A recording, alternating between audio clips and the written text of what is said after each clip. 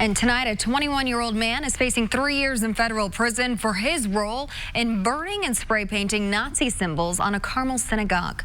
RTV6's Graham Hunter is talking to leaders of the Jewish community about the sentence.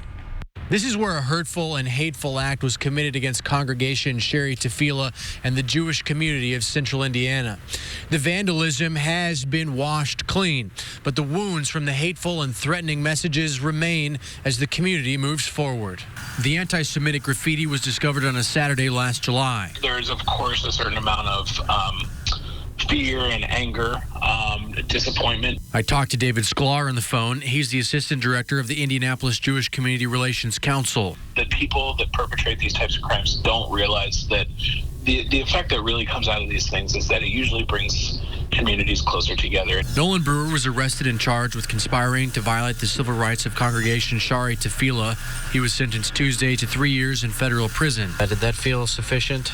Yeah, I think so. Brewer, an avowed believer in Nazism, pleaded guilty to the federal hate crime.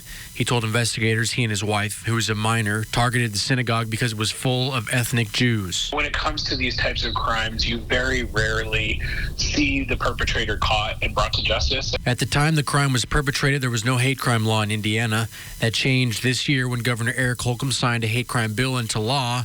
That law has been criticized by Democrats as insufficient because it does not explicitly cover age, sex, or gender identity. I do think it was a step in the right direction, and we're going to have to see how the courts treat these types of things when they happen. And Sklar wants people to remember crimes like this continue to be perpetrated. But we know that these things are happening to every community of color, every minority community. Reporting in Carmel, Graham Hunter, RTV6. Graham, thank you. And the Anti-Defamation League says Indiana's new hate crime, quote, does not meet our standard for a real and effective hate crimes bill in 2019, end quote.